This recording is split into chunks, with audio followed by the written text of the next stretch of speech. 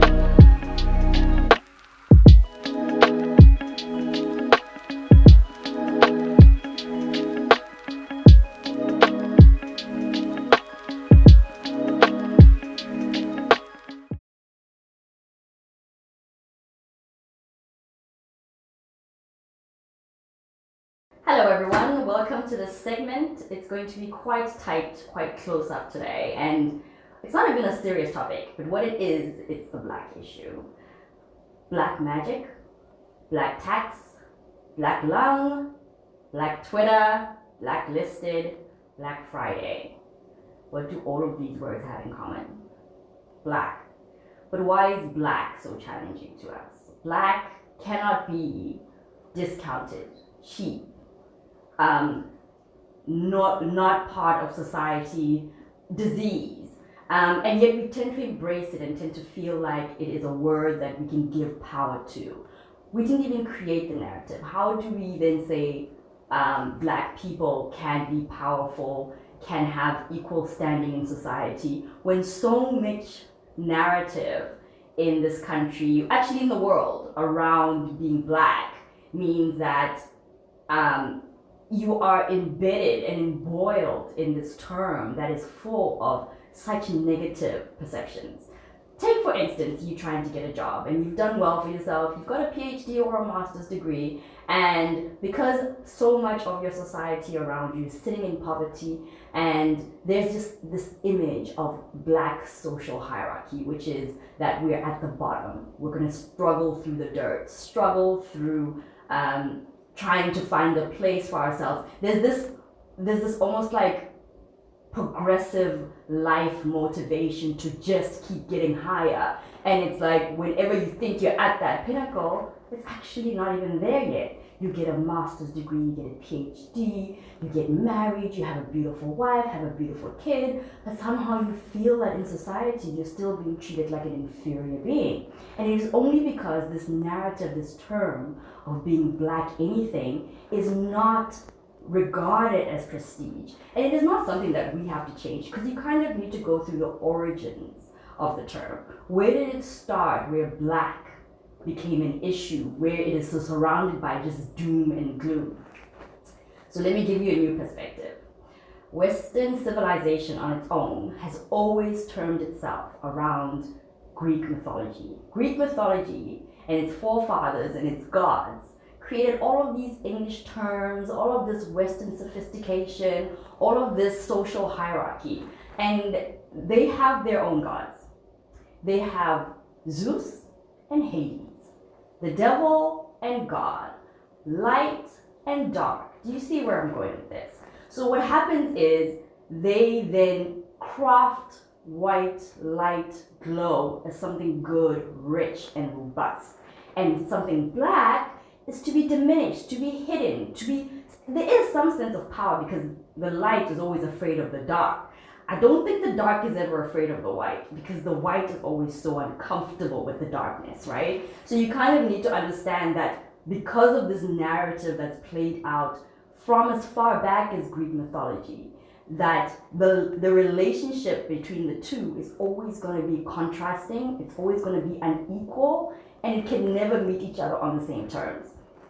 Go back to the drawings of Greek mythology, you will see how they depicted gods that give them richness, power, prestige, and see what they did with evil gods, because they were evil gods.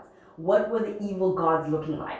You'll see them depicted in the color of black, depicted in darkness. And that is where you need to sort of say, how can you say what comes out of darkness can come into the light? Because white and black never mix. So how do you change this lineage of contrast, of tension, by embracing these two entities and saying I can give them life?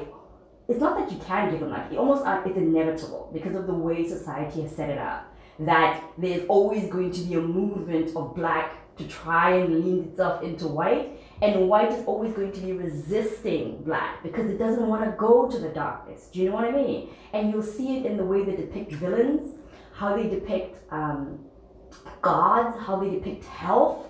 Like, how do you think the white picket fence makes people feel? It makes you feel like you are surrounded by protection. You're surrounded by, a good society. The grass is green. There's a white family standing in front of it, and they are healthy, and the man and the wife have got a beautiful home, which we know is not true because society is just not that way. There's too many complexities to human life.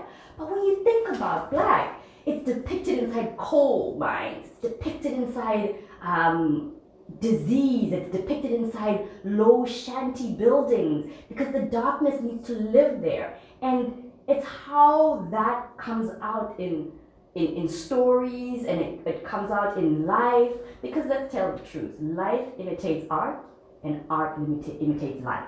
And to take that learning, you'll start to understand that there is no way that these two colors, I'll say colors, can actually, within the current narrative, work well together because they're two opposing. Why don't we come up with new concepts? I think that's probably a best idea. Let's not say we're black. Let's not take on Black Friday where it's celebrated for discounts, where it's celebrated for cheap. Because how do we then become prized? How do we become something to be celebrated when we're only seen in the light of cheapness and darkness, right? So why would you want to take on Black Twitter? When you go into Black Twitter, it's about the ruckus. It's about debauchery. It's about the dirt. It's about the normal, the stuff you just don't want to see. Do you see how I'm going with this? This is where we need to take charge and say, okay, call it Black Twitter, but don't call me black, because then you put that on me and I can't escape that. And to say, no, people must educate themselves, that's just not how it works. Words are energy, and that energy sort of feeds itself and lends itself to how you think about life, how you think about media, how you think about your friends, how you think about society in general, and just how you interact with each other. What does black on black look like? What does black on white look like? What does the scale of black and white, who's in between? There's so many races now that are in between that are struggling with this conflict as well as how black am I? How white am I? How does that play into society? But then this is what you need to understand is Western civilization created social hierarchy. And the whiter you are, the more aristocratic, higher up, affluent you are in society, and the darker you are, the more you're supposed to be hidden, tamed, controlled, not let loose, because you create disease, you create anarchy, you create all of these manifestations. And you will tend to think like, just because it's not true, it's not happening. People are words. We live by the tongue. If you say it, it happens. It materializes by nature. And you don't know how well you're being impacted by these words. You kind of have to filter that stuff out. I'll tell you, if you watch media, just take the role of South African media. Watch the news to see what social class is being represented. Think about how black is being depicted. Think about how intelligence has been depicted.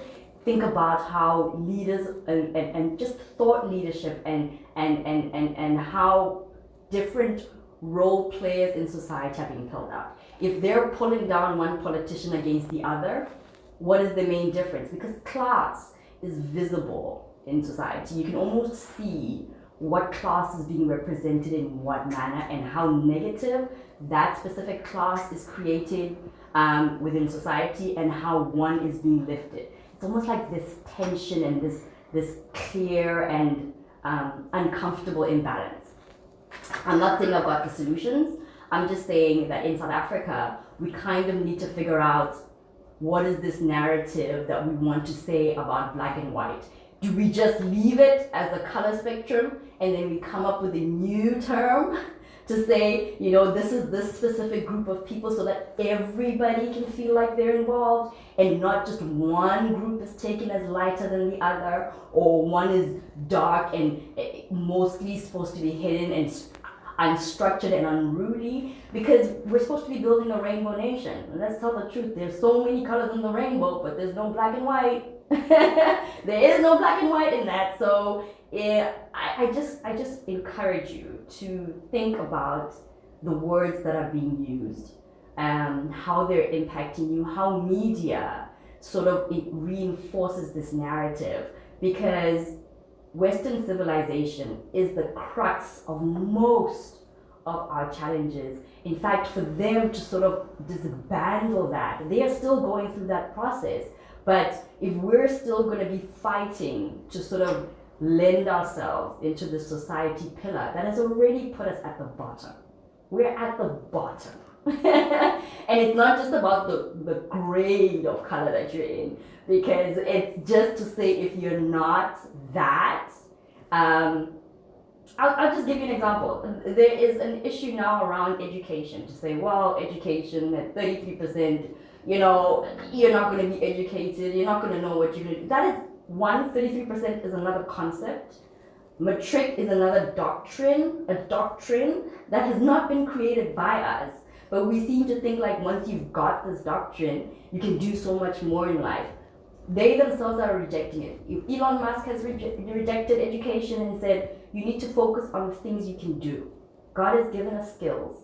He's given us intelligence. He's given us thinking. He's given us rationale. And more importantly, he's told you to be accountable to your society. If you're always thinking about servicing yourself first, you're not going to be able to service humankind. And humankind needs collaborative communities of all kinds, all colors, all cultures, all backgrounds. Everybody has got a role to play. I also would like to stress that this whole idea that everybody can be leaders is just a figment. I think there is strength in some people knowing how to have a bigger voice and allowing people to follow that. And if that voice is very destructive, turn away from it, because there's other voices that are very positive and very forward thinking. And it's just up to you to be able to filter that whole narrative. If you feed too much into one negative voice over a positive one, you tend to become negative, even though you think you don't have that perceptive mind that says, I can fight this. It's just not a good idea to sort of follow the negative, even though it's so controversial sometimes, and it's so, it allows you to have that release of trying to feel like you understand why this tension is the way it is in society. It's just not a great idea. So for me, it is a pillar of understanding that the context of Black does not serve people. It does not serve people that are non-white, because it has been structured that white as a social hierarchy is always going to sit at the top. Whatever is coming up is moving to that higher up position, but then it doesn't pull the other down. And not that we want to put anybody down, but you just want to say, I just want to be able to live. I just want to be able to live, have my family, mix with others, smile, share ideas, share being, and just be a positive influence and a positive community builder, because it's what you pull into that community that you can see that your children can walk around and laugh and feel safe. And that allows for women to go out and not feel intimidated or feel like they're objectified because of how they are fitting into social hierarchies. White woman, Black woman. Why do Black women have to be played off against the white woman? White women tan. Why can Black women make themselves a little bit lighter? Like, where's the benchmark that says, this is how people are. They're individuals. They celebrate individuality in a different way. And let them be celebrated. It doesn't have to fit the box. It doesn't have to fit the mold. In fact, that's the beauty of being who you are. Celebrate your skills. Tap into who you know God has sent you to be. Know that there's things that you can do that comes very easier to you than anybody else. See who needs that piece of skill and see if you can't elevate. Because it's when you can do something for someone that it allows you to be somebody positive, somebody who gets to contribute, and it gives you that moment of relief, because you can understand purpose. And the journey of life is all about finding purpose. Oh my God, people saying, I don't know what I'm supposed to be doing on earth. Forget the I, take it back and just go, I think this is what I'm going to do in society. When I'm dusted and tired and fulfilled, I will have known that this is what I left behind. I left behind a legacy of love, light. Oh, maybe I shouldn't say light. Something else. And yes, have some sort of contradiction, have a question. Don't try and reinforce this blackness that you think can give you a certain light. It just doesn't exist because you didn't create it. You're trying to dim a sentiment that you did not create. How about you just come up with a new one? Say you're a gold piece, because gold piece is another thing. Talk about the fact that you're an African. Talk about, there's just all these roles, but Black in general on this society map is not good. It's not being used in a good way. It's not. So I think we just need to find a better way to talk about this this narrative that is just being pushed out and push back on it. Don't even, in fact, let's not push back on it. Just carry on in positivity. Just be a good human being. Follow your own dreams. Follow your own path. Understand that you are being guided by a universal pull that says, you know, you belong here. And you will belong here because you were born on this earth. It's not the passports, it's not the regions, it's not because you were born through money, it's not because you were born in poverty. There's no self-entitlement. You were born to be born to lead, to serve, to lead and to serve. And being a leader means you need to serve. And being a person who serves means you can lead. That's just how it goes. Everything pulls against each other. And if it's done with respect, and it's done with integrity, and it's done with meaning, you will sleep with a better conscience. You will love who you are. I love being African. I love my color. Obviously, every now and then I get negative impacts on myself to say, you know, this is what you should be, this is what you need to look like, this is what you need to aspire to. But if the things of the world are not pulling you the right way, and you know the direction to which your life is supposed to go, follow that lead.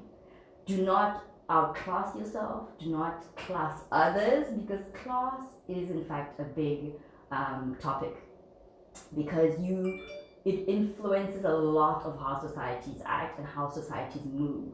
A certain class cannot occupy certain regions, a certain class cannot get access to certain services, a certain class cannot procure certain livelihoods, and nobody says this is true, but how it's been depicted and played out in society, change that. It doesn't have to be the thing that guides us. Just do it with integrity, with a love for others, with a love for yourself, with a love of family, with the love of the world, because this world is made from love. There is just so much to love. And laugh from your belly. If you laugh from your belly, you'll feel absolutely amazing. So guys, how do we change this narrative?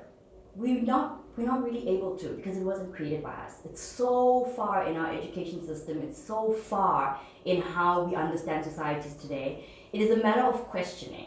But let me put a challenge to you. If you have been at the bottom of society, your idea is to own something. Don't fight for taking it back, own it.